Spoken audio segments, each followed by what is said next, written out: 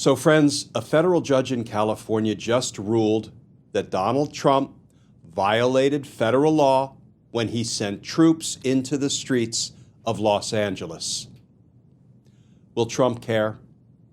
Will he obey the court's order in the form of an injunction to stop violating federal law?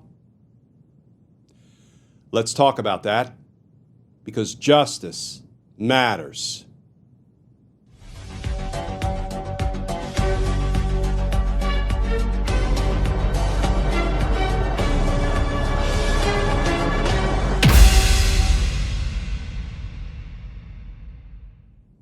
Hey all, Glenn Kirshner here.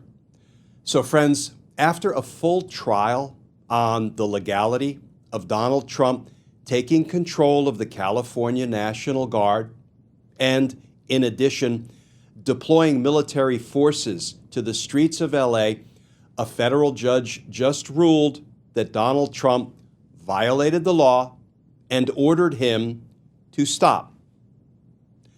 Let's start with the new reporting. This from Politico. Headline, Judge rules Trump can't act as national police chief. The president broke the law when he deployed troops to Los Angeles, Judge Charles Breyer ruled. And that article begins, a federal judge has declared President Donald Trump's use of military troops in Los Angeles illegal, barring the Pentagon from using National Guard members and Marines from performing police functions like arrests and crowd control.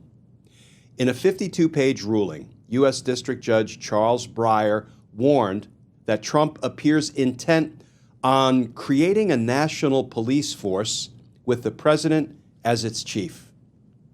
Trump billed his deployment of troops to Los Angeles, starting in early June, as a way of bolstering immigration enforcement efforts amid protests in the city against the president's deportation agenda. Though Trump has now withdrawn all but 300 of those troops, he is mulling sending troops to other major cities, such as Chicago. He has also deployed the National Guard in Washington, D.C., under a separate legal authority from the one he used in Los Angeles. Judge Breyer, a Clinton appointee based in San Francisco, concluded that Trump's L.A. deployment, an operation overseen by Defense Secretary Pete Hegseth, violated a long-standing law meant to prevent domestic law enforcement by the military, the Posse Comitatus Act. The judge's decision followed a 4-day trial last month that included testimony from the Pentagon officials overseeing the troop deployment in Los Angeles. The Posse Comitatus Act of 1878 bars the military from enforcing domestic laws without explicit permission from Congress.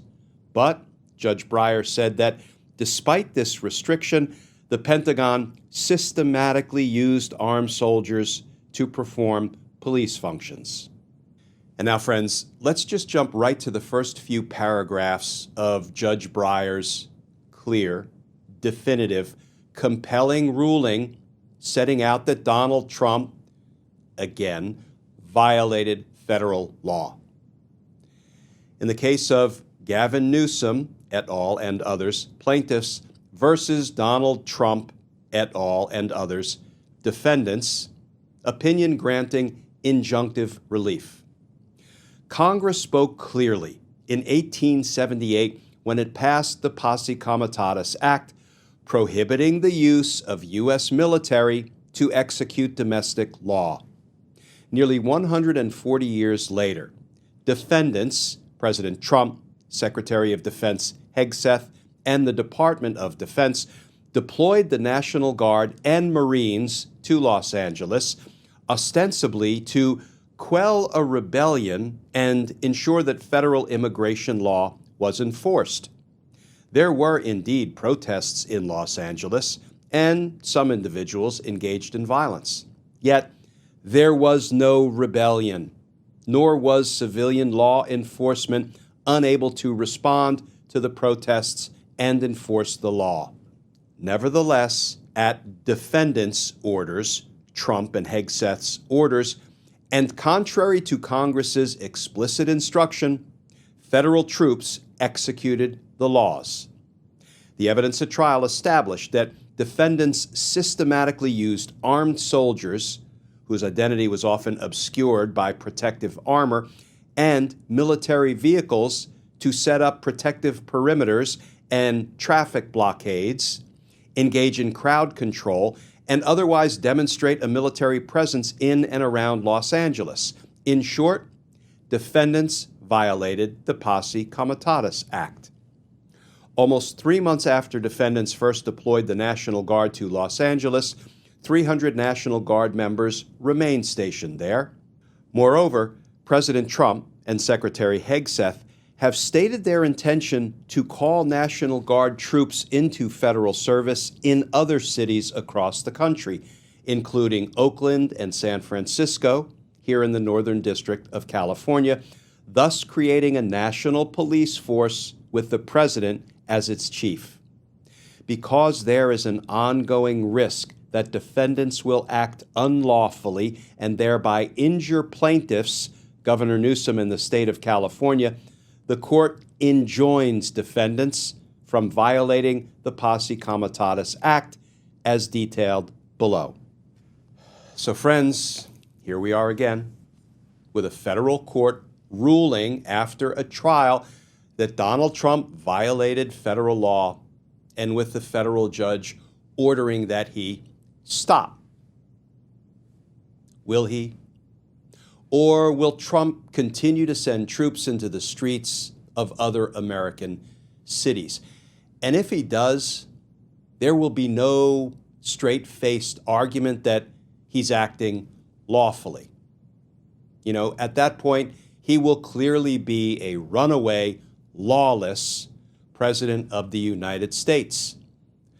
You know, friends, it seems to me that a president loses his legitimacy.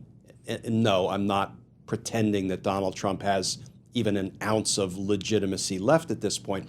But a president should lose his legitimacy when he repeatedly acts lawlessly, when he refuses to acknowledge the lawful authority of a co-equal branch of government, when he repeatedly defies court orders. A president loses his status as a legitimate president of the United States because he has abandoned our constitutional construct of government. Now, Judge Breyer ruled against Trump, ordered him to stop, but stayed his ruling, paused it for 10 days until September 12th to, of course, give Donald Trump and his administration, his Department of Justice, an opportunity to appeal it, ultimately up to the Supreme Court to see if the 6-justice radical right-wing majority on the Supreme Court will again accept and embrace and endorse Donald Trump's lawlessness. That is always Trump's hope.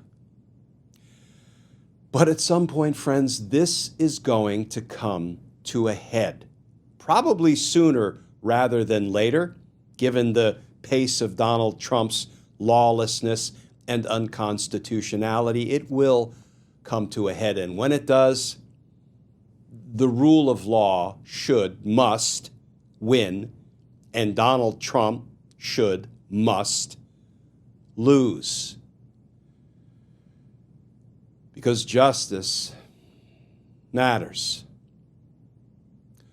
Friends, as always, please stay safe. Please stay tuned.